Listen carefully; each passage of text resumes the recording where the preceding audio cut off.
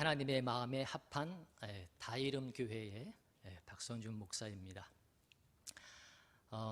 제가 파주에서 여기까지 4시간이 걸려서 왔습니다. 저희 교회에 예배 끝나니까 딱 12시가 됐는데 12시 끝나자마자 이제 지하철을 타고 와야 되는데 마침 안 나오던 성도가 새 차를 뽑았다고 그래서 기도 부탁을 하러 온 거예요.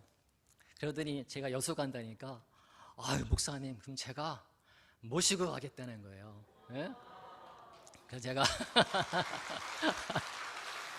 그래서 여수까지는 안 오고 용산역까지 1시간 걸려서 용산역까지 바래다 줘서 아주 여유 있게 잘 왔습니다. 하나님께서 다 아시는 것 같아요.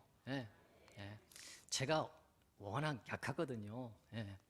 요즘에 제가 살이 한 4kg 빠졌는데 그걸 아셨는지 하나님이 이렇게 보내주시더라고. 참. 오늘 특별히 십자가와 부활이라는 제목으로 함께 말씀을 나누겠는데요. 제가 시간이 어떻게 될지 모르겠지만 하나님이 인도하신 대로 말씀을 전하겠습니다. 여러분 예수 믿으면 복 받습니까? 그러면 어떤 복 받습니까? 구원의 복을 받습니까? 어느 초신자는 예수를 믿기 시작하면 모든 것이 다 잘 된다고 그렇게 생각을 하고 예수를 믿습니다. 학생은 공부를 잘하고 직장인은 승진도 하고 사업가는 사업도 잘 되어지고 또 가난한 사람은 부유해지기도 하고 하여간 나름대로 약한 자는 또 강해지기도 하고 하면서 나름대로의 그 목적을 가지고 예수를 믿기 시작을 합니다.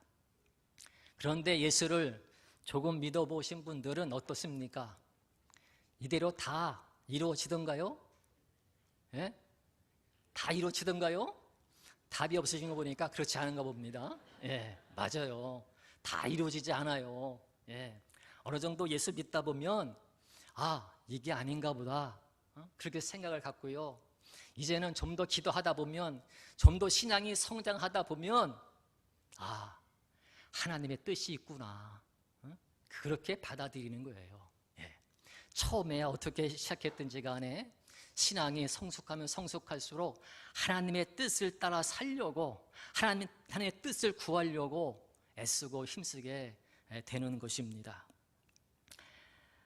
사실 예수님께서는 우리의 생존을 위해서 십자가를 지신 것이 아닙니다. 여러분 지금 생존을 위해서 살아가십니까?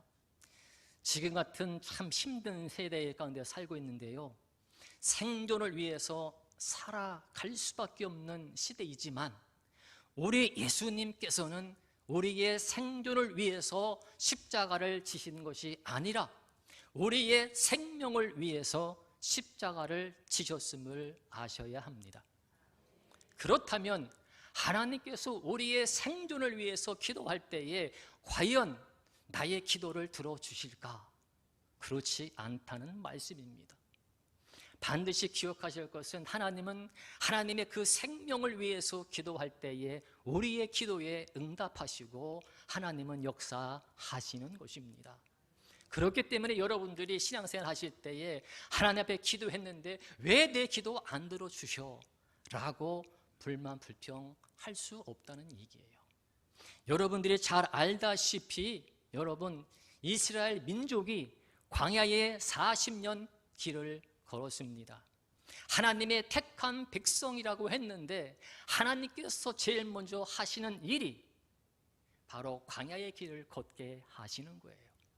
이 광야의 길은 어떠한 길입니까? 사람이 살기가 참으로 힘든 곳입니다. 참으로 먹고 살기 힘든 곳이에요. 마실 물도 없는 곳이잖아요. 그러니까 이스라엘 백성들이 어떻게 합니까? 가는 곳곳마다 먹을 것이 없다고 불만 불평합니다. 마실 물이 없다고 불만 불평합니다. 그러니까 가는 곳곳마다 그들에게는 과거에 그 육신적인 삶을 살다가 그래도 택함 받아서 이젠 좀 더 잘 살 수 있다고 하는 그런 소망을 가지고 애굽에서 탈출을 했는데 그게 아닌 거예요. 이 시대를 가리켜서 우리가 광야의 삶을 살고 있다라고 말할 수가 있습니다. 사실은 지금 이 세상이 광야예요, 광야. 다시 말하면 십자가의 길이에요. 여러분들이 과연 주님과 같이 십자가를 칠 수 있겠습니까?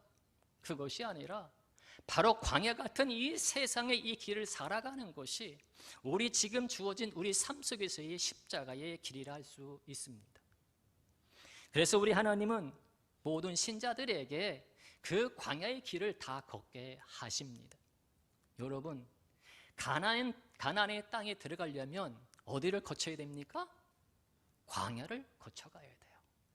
반드시 가나안 땅에 들어가려면 반드시 광야라고 하는 길을 건너가야 돼요. 우리가 부활을 맛보려면 반드시 어디를 통과해야 돼요?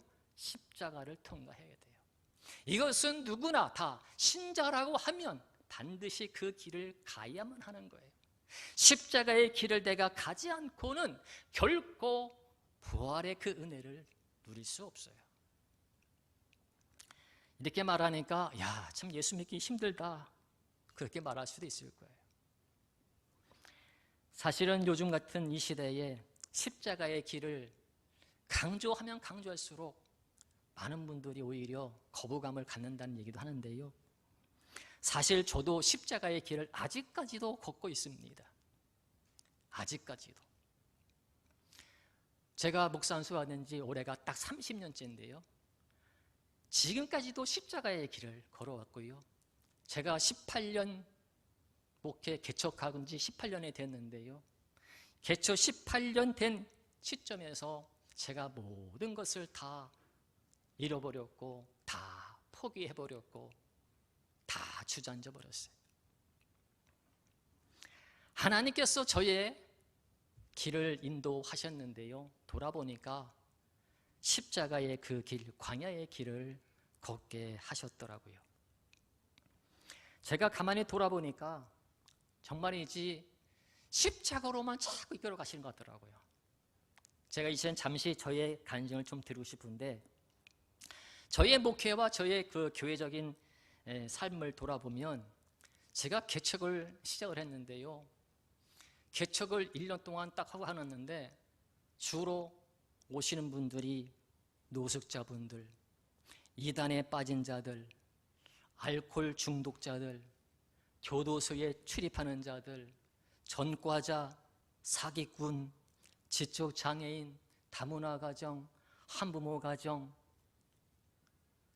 1년 내내, 아니 18년 지금까지도 이러한 분들만 하나님이 부지시는 거예요. 1년이 됐는데 개척하고 나서 참 얼마나 열정적으로 해야 될 때고 얼마나 참 꿈과 소망을 가지고 비전을 가지고 해야 될 때입니까? 그런데 이런 분만 오시니까 제가 마음속에 너무나 안 좋은 거예요. 그래서 기도를 했어요. 새벽에 1년 딱 되는 새벽 기도를 하는데, 하나님 왜 제게는 이러한 분들만 붙여주시나요? 일꾼도 보내주셔야 되는데 왜 이런 분들만 붙여주나요? 그랬더니 갑자기 하늘에서 우레와 같은 음성이 들려와요. 그 음성이 하나님의 음성인데 제가 그 자리에서 완전히 거꾸로져서 그 의자에서 쭉 주저앉아 버리고서 엎드려서 벌벌 떨었어요. 그러시면서 하나님께서 제 입술로 디모데전서 3장 15절 말씀을 선포케 하시는 거예요. 이 집은 살아계신 하나님의 교회요 진리의 기둥과 터이니라. 그 말씀을 3번씩이나 제 입술로 선포케 하시는 거예요. 제가 얼마나 두려웠던지 죽을 것 같더라고요. 그래서 제가 그 자리에서 회개를 했어요. 하나님, 다시는 제가 불만불평하지 않겠습니다. 제가 다시는 누가 오든지 하나님 제가 겸손하게 섬기겠습니다. 그렇게 고백을 드렸어요.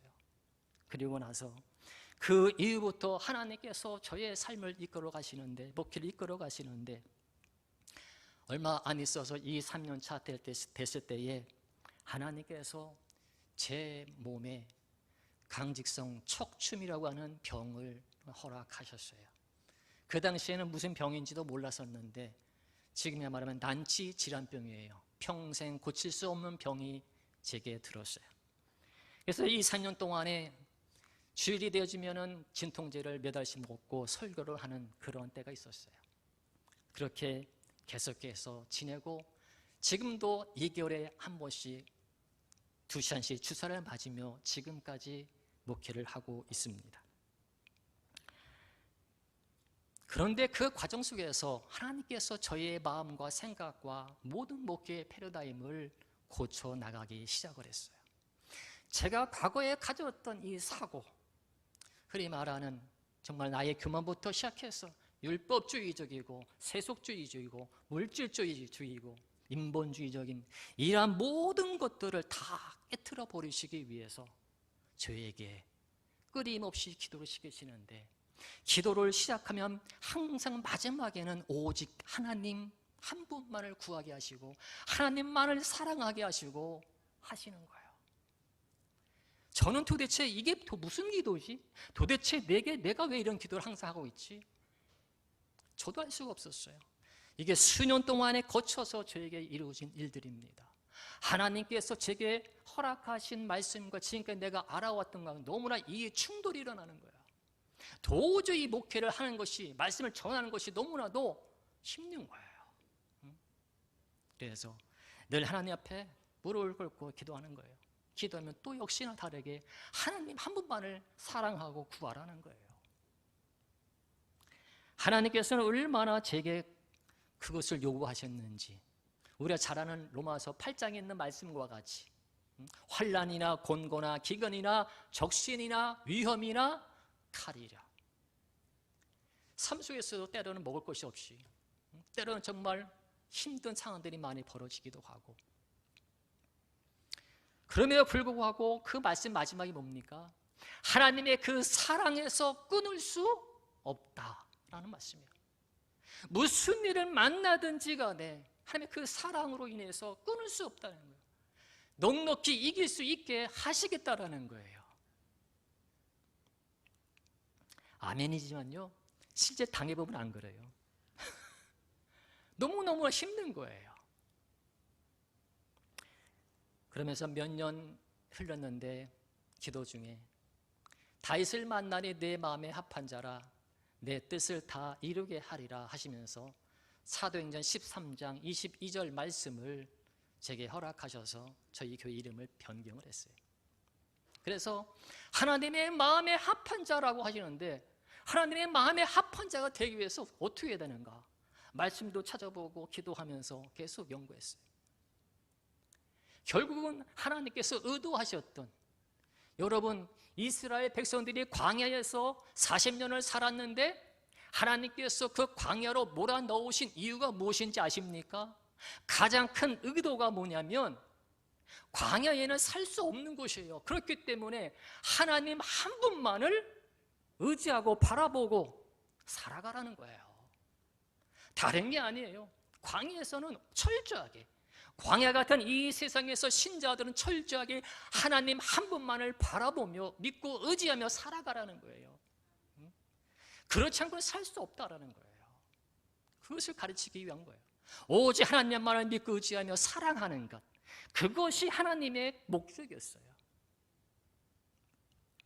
그러나 우리 사람은요, 늘 하나님을 떠나려고 하는 죄성이 있어요.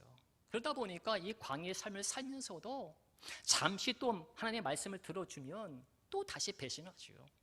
그러나 지금 이 시대를 살아가는 우리에게 있어서도, 내게 있어서도 잠시 하나님의 은혜를 받으면 좋아서 좋아하지만 또 시간이 흐르면 배신하는 것이 우리 인간의 모습이에요. 그것이 우리의 죄성이 있기 때문에 그러한 거예요. 지금도 하나님은 저에게 끊임없이 하나님을 구하고 사랑하라는 한 가지 목적, 하나님 외에는 다른 것이 없다고 하는 것, 그것만을 구하게 하는 거예요.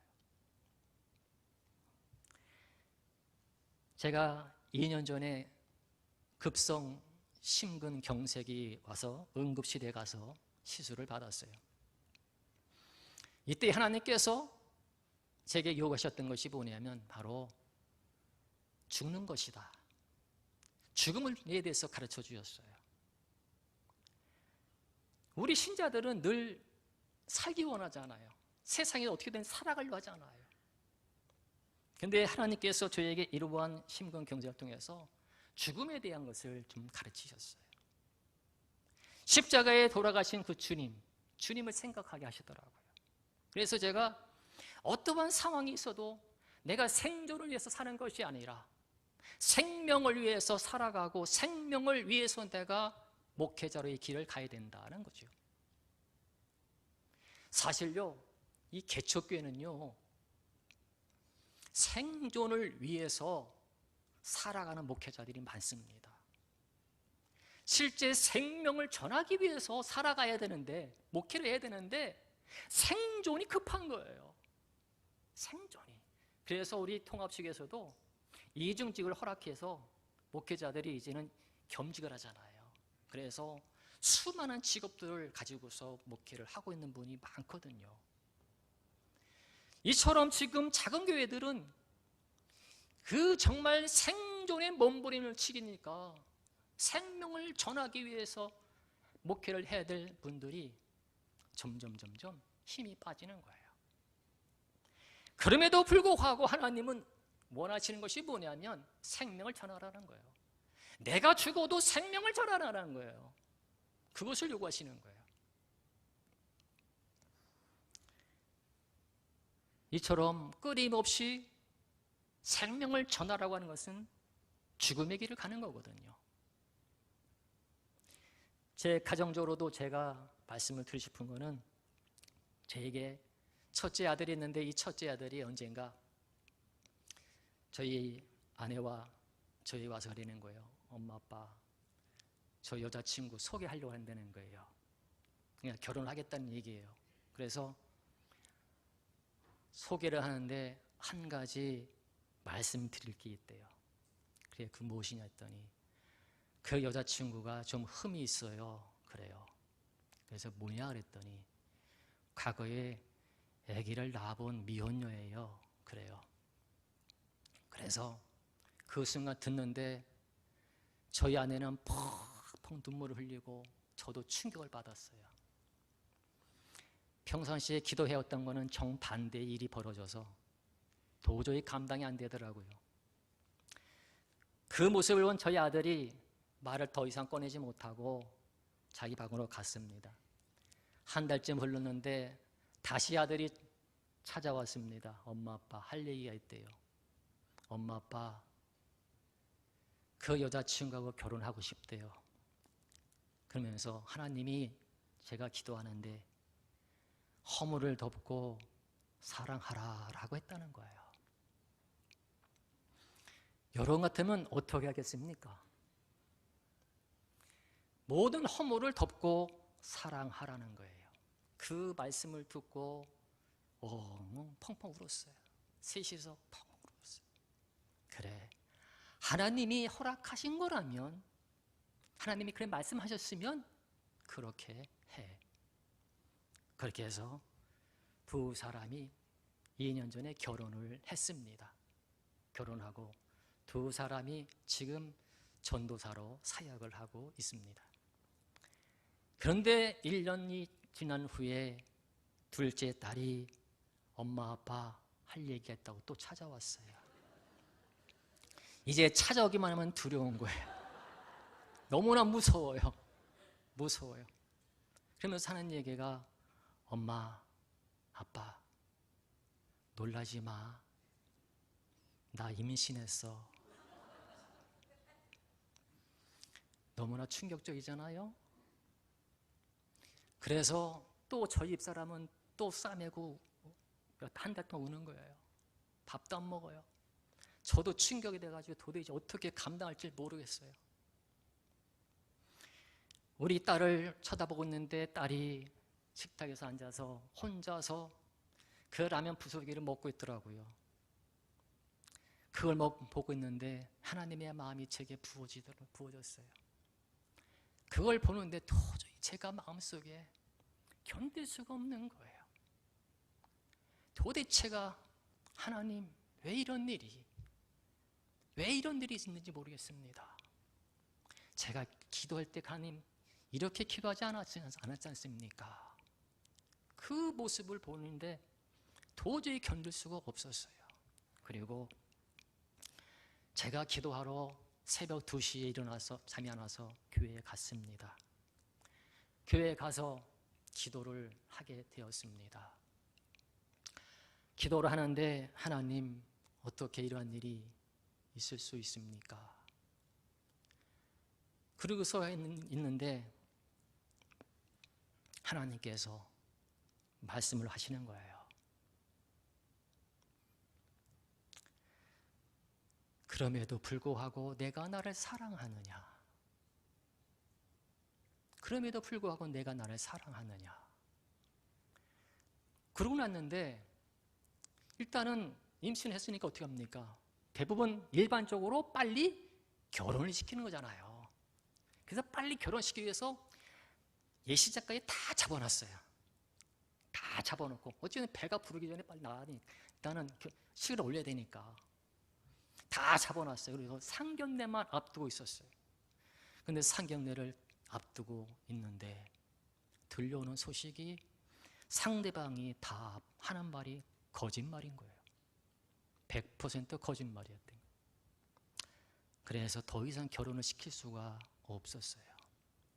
그래서 파혼을 하자 하고 이제 딸하고 아기만을 생각하자 하고서 파혼을 선언했어요.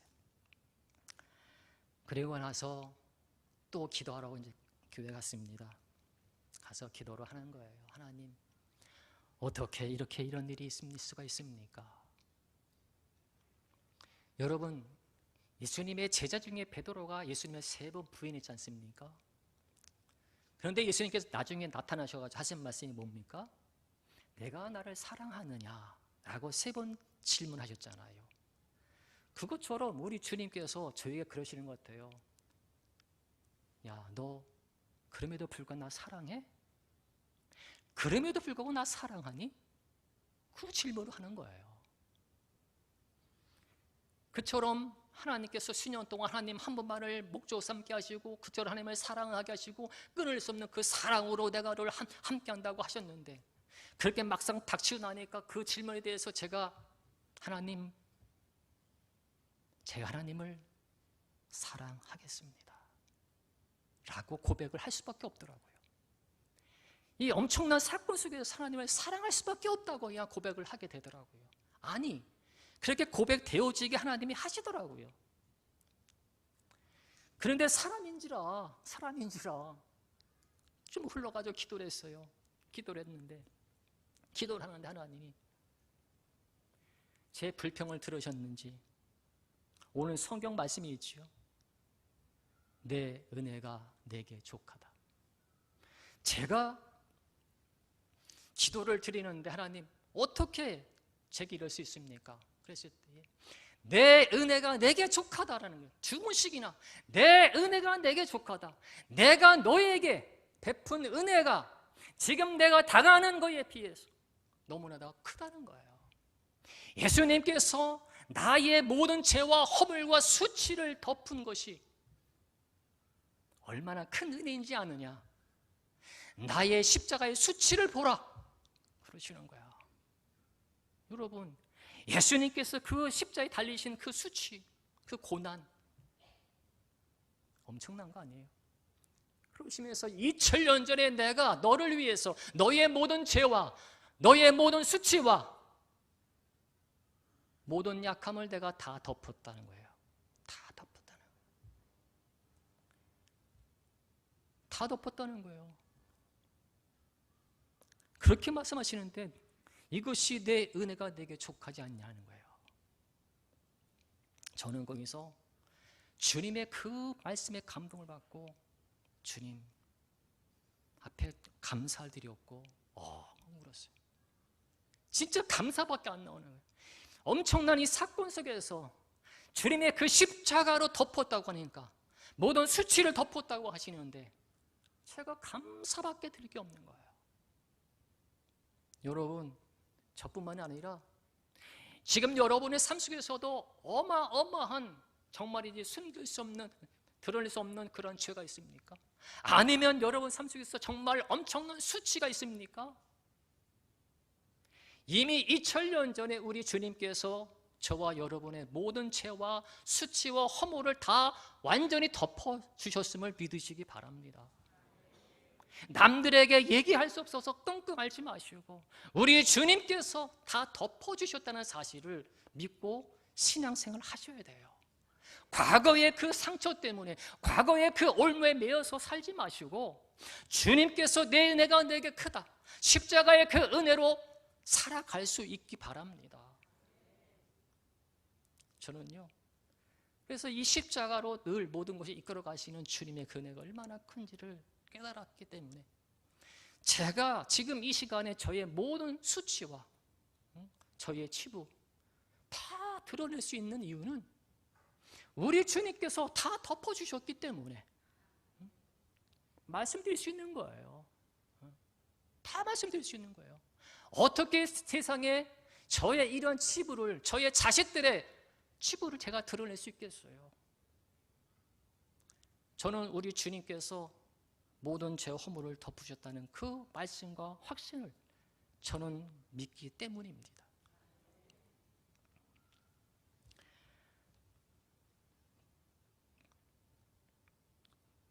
특별히 이러한 고난과 수치와 이 악함 속에서 저는 하나님께서 베풀어 주신 이 모든 십자가의 길이 복이라는 것을 진정으로 깨닫게 되었습니다. 그런데요, 설상가상으로 이제 또 1년 뒤에 일이 또 생겼어요. 그 일이 무슨 일이냐면 제가 번아웃이 되어버렸어요. 탈진이 되어버렸어요. 제가 더 이상 영적, 정신적, 육체적으로 감당할 수 없는, 한마디로 제 생명줄만을 주님께서 붙들고 있는 그러한 상황에 놓였어요. 도저히 기도할 수도 없고 도저히 말씀을 볼 수도 없고 정말 이 살아가는 하루하루가 너무나 고통스러웠어요. 정말이지 견딜 수가 없어요. 이러다가 내가 정말 죽을 수도 있겠구나, 그런 생각이 들더라고요. 그러한 와중에 남성 갱년기까지 찾아왔어요. 남성 갱년기가 찾아오면서 더 이상의 제가 몸 안에 있는지 몸 밖에 있는지 저 자신도 모를 정도로 하루하루가 너무 힘이 들었어요. 무기력하고 우울하고 정말이지 아무것도 할 수 없었어요. 정말 제가 할 수 있는 것이 아무것도 없었어요. 손을 다 내려놨어요. 지금 말씀드린 대로 제 생명줄만 주님 붙들고 계시다니까요. 그 생명줄을 붙들고 있는 거, 그거는 틀림없이 보여져요. 느껴져요. 저희 집사람이 목사님 그러지 말고 병원에 가보래요. 그래서 남성 갱년기라도 좀 완화시키기 위해서 제가 정신의학과를 찾아갔어요. 찾아갔더니 그 원장님이 저희에게 목사님 잘 오셨습니다 그러면서 여기 목사님들 많이 오셔요. 걱정하지 마시고 다 말씀하시래요. 마음속에 있는 거 다 털어놓으래요. 그래서 제가 목사잖아요, 그래도. 근데 목사인데 어떻게 해요? 그래도 체면을 차려야 되잖아요. 그런데 다 말을 했어요, 제가. 다 말을 했어요. 그랬더니 그 원장님이 처방을 해줘서 약을 먹었어요. 그런데요, 그 과정 속에 교회가 이전을 할 수밖에 없는 상황이 벌어진 거예요. 아무것도 할 수 없는데 교회를 이전해야 되는 거예요. 이전할 수밖에 없는 상황이 어떻게 벌어졌냐면, 저희가 2층에 교회가 있는데 1층은 이제 소위 말하는 술집이에요. 술집. 포장마차 술집인데 1층을 거쳐서 2층 올라가야 되는데 1층 통로에 완전히 다 차단시켜가지고 2층 교회를 못 올라가게 막아놓은 거예요. 1층에서. 도대체 세상에 이런 일이 어디 있습니까? 그때가 마침 다니엘 기도의 기간이었어요. 21일 1일 동안의 기도의 시간인데 기도하러 올라갈 수가 없는 거예요. 그 모습을 보고 나서 저희 아내가 충격받아가지고 도저히 안 되겠는지 이제는 옮겨야 되겠다고 하는 상황 속에서 기도를 부탁드렸어요. 그래서 이제 여수 산돌교회의 한정희 목사님, 신정 사모님한테 알리고 기도 부탁을 드리고 주변에 있는 사람들한테 다 알렸어요. 기도 부탁을 해서 성전을 이전을 해야 된다고. 그런데 아무것도 없어요. 보증금은 월세로 다 나가버리고 이제 빈 손으로 나와야 되는 거예요. 철거를 해서 원상 복귀를 하려면 돈이 더 들어가 버리는 거예요. 이러한 와중 속에 도대체 저는 아무것도 할 수가 없지요. 상황은 그렇게 완전히 끝장이 났지요. 그러한 와중에 하나님의 손길이 이제 손을 대시면서 일하기 시작하셨어요. 저는 아무것도 할 수 없었는데 여수 산돌교회 목사님을 비롯해서 주변에 있는 교회 목사님과 하나님의 사람들이 십시일반으로 재정을 보내주시고 기도를 해주셨어요. 그래서 이전할 수 있는 그 비용이 다 채워졌어요. 그래가지고 1월 7일 날, 올 1월 7일 첫째 주일 날 이전 감사 예배를 드렸어요. 저는 그런데요, 그 과정 속에서 하나님께서 일하시는 것을 보면서 나는 아무것도 안 했는데, 난 죽은 자처럼 가만히 있었는데 하나님이 하나님의 일을 하시더라고요. 항상 내가 죽어지면 하나님이 일하시더라고요. 내가 살아있으면 일을 안 하시는데 내가 죽어지니까 하나님이 일을 하시더라고요. 가만 보면요, 내가 문제더라고요. 가정에서도요, 내가 십자가 지고 죽어지면 평안해지더라고요. 교회 내에서도 사실은 우리가요, 내가 죽어지면 교회가 평안한 거예요. 어디 가나 내가 죽어지면 내가 죽지 못해서 그런 거죠. 내가 살아있으니까 문제 있는 거죠.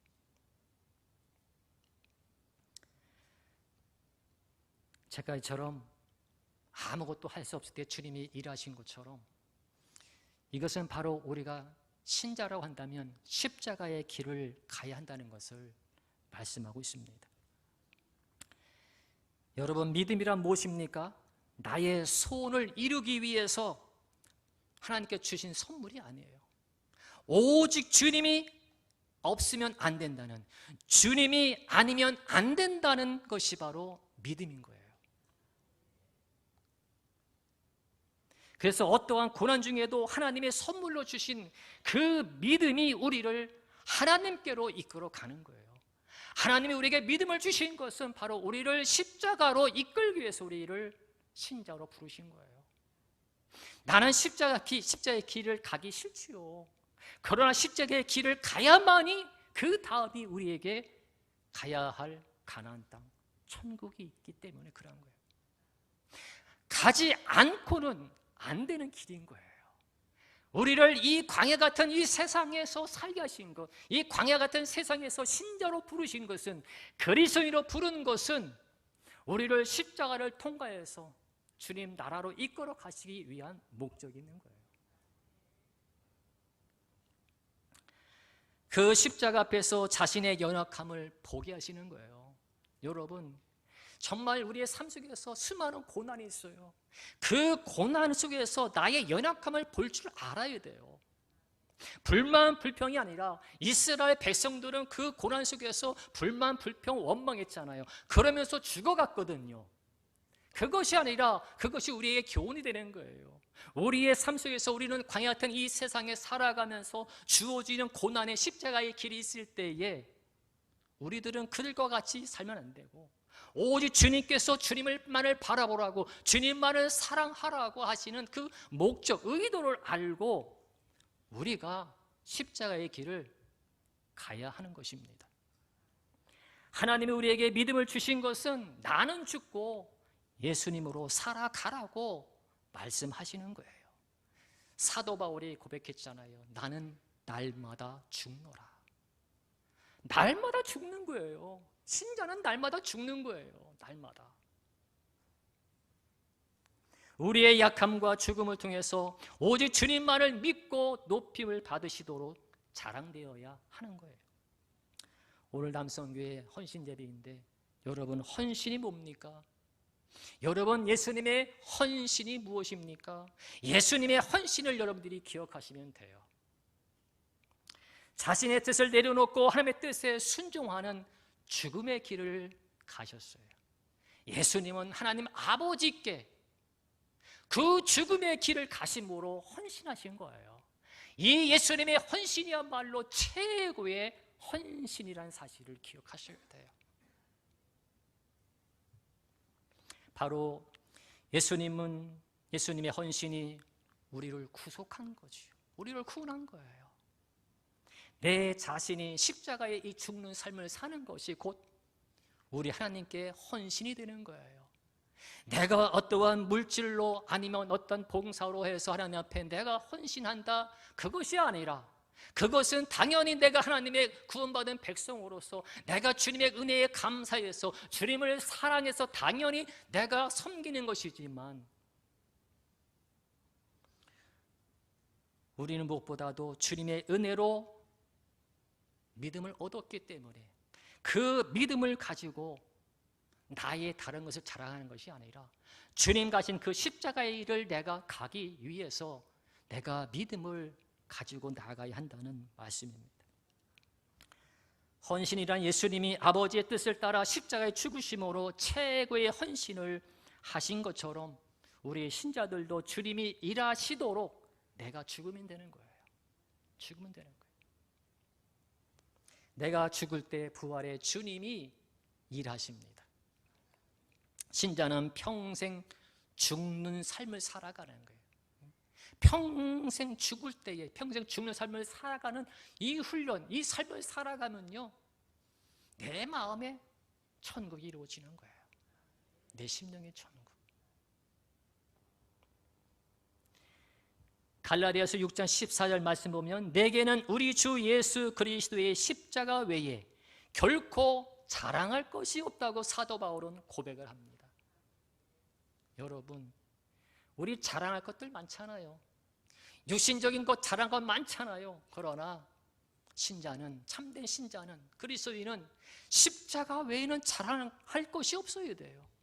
교회 내에서도 십자가만을 자랑해야 돼요. 나의 잘남을 자랑하는 것이 아니라 오직 십자가의 그 은혜를 내가 체험했으면 그 십자가의 은혜만을 내가 자랑해야 되는 거예요. 주님만을 높여드려야 하는 거예요. 이제 말씀을 한 절 제가 봉독하고 마칠 텐데요. 하박국 3장 17절 18절 말씀인데 비록 무화과 나무가 무성하지 못하며 포도나무에 열매가 없으며 감람나무에 소출이 없으며 밭에 먹을 것이 없으며 우리의 양이 없으며 외양간에 소가 없을지라도 나는 여호와로 말미암아 즐거워하며 나의 구원의 하나님으로 말미암아 기뻐하리로다. 아멘. 하박국 선지자의 고백인데 여러분, 무화과 나무에서 열매를 거둬야 돼요. 근데 무성하지 못하다는 거예요. 포도나무에서 열매를 거둬야 되는데 열매가 없어요. 감람나무에서도 우리가 소출을 맺어야 되는데 없어요. 밭에 먹을 것이 있어야 되는데 먹을 것이 없어요. 우리와 우리에도 양이 없습니다. 외양간에도 소가 없습니다. 먹을 것이 없는 거예요. 육신의 거리가 없는 거예요. 생존거리가 없는 거예요. 그럼에도 불구하고 나는 여호와로 말미암아 기뻐하고 즐거워하겠다는, 구원의 하나님으로 인하여 기뻐하겠다는 거예요. 여러분, 이 하박국 선지자의 이 고백처럼 생존을 위한 것이 아무것이 없어요. 다시 말하면 십자가의 길, 광야의 길을 그걸 말하는 거예요.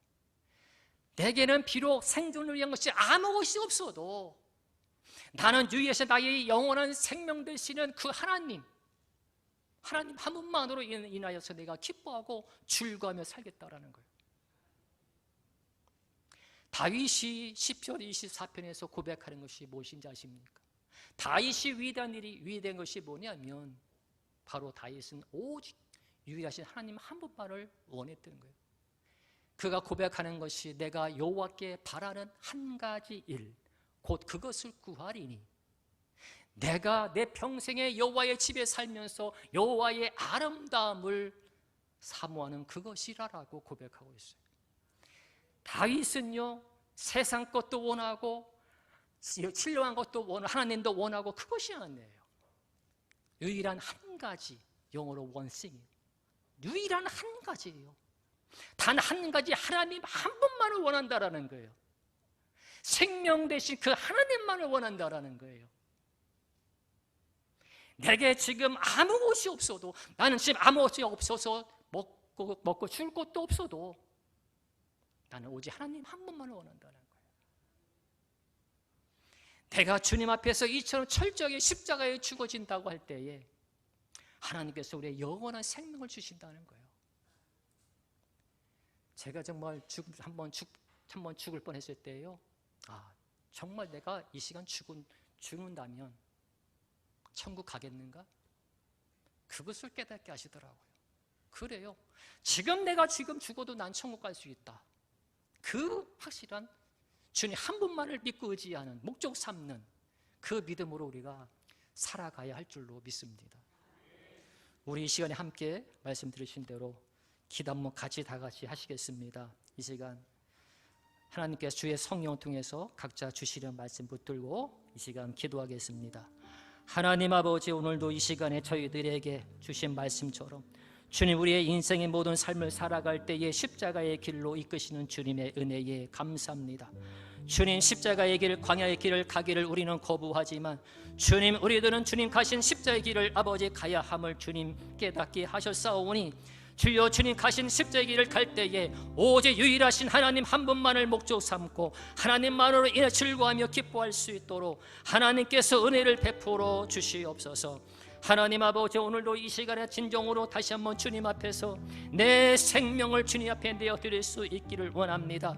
내 자신 아버지 주 앞에 오직 생명을 내어드리고 주님께서 주 허락하신 영원한 아버 영생의 길을 갈 수 있도록 하나님께서 은혜 베풀어 주시고 주장하여 주시옵소서.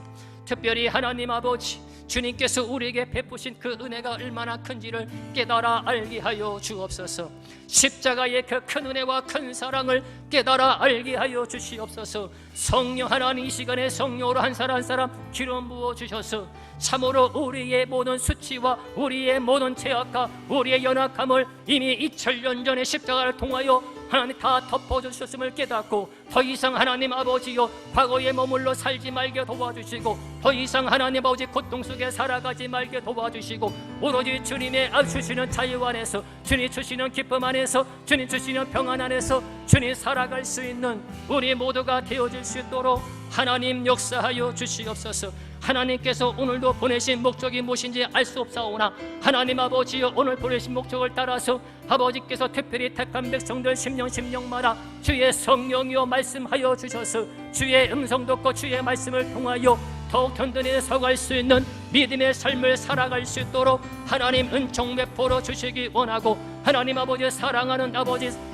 산돌 교회가 하나님의 아버지 은혜 가운데서 날마다 하나님 아버지 기쁨이 될 수 있는 하나님의 마음에 합한 교회가 되어지게 하여 주시고 모든 성도들이 주 안에서와 그 힘의 능력으로 강건해지게 도와주시기 원하며 믿음으로 말미암아 그리스도께서 마음의 계심을 알게 도와주시기를 원하고 성령 안에서 하나님 아버지 능력으로 강건한 자들이 되게 하여 주시기 원하며 하나님의 그 은혜와 사랑 가운데에 뿌리를 내리게 도와주시기를 원하며 하나님 아버지요 하나님의 그 사랑의 너비와 길이와 높이와 깊이가 어떠함을 깨달아 갈 수 있는 자들이 되게 하여 주시기를 원하며 무엇보다 하나님의 큰 은혜와 큰 사랑을 깊이 있게 깨달아 알 수 있도록 도와주옵소서.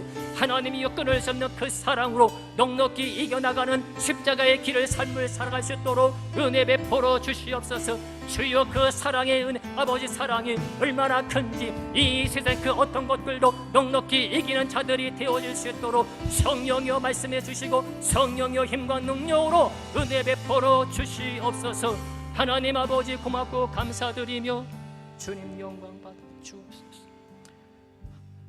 하나님 아버지 감사합니다. 사랑합니다. 진정 우리가 십자가의 길을 주님 믿음으로 갈 수 있게 하여 주옵소서. 참으로 이 세상에 살면서 수많은 아버지여 죄악 가운데서 수치 가운데서 연약함 속에 살아가지만 이미 주님께서 십자가에서 우리의 모든 죄악을 허물 수치를 덮으신 것을 깨닫고 이제 주 예수 그리스도 안에서 자유함으로 기쁨으로 감사함으로 주님을 예배함으로 살아갈 수 있도록 은혜 베풀어 주시옵소서. 예수의 이름으로 기도합니다. 아멘.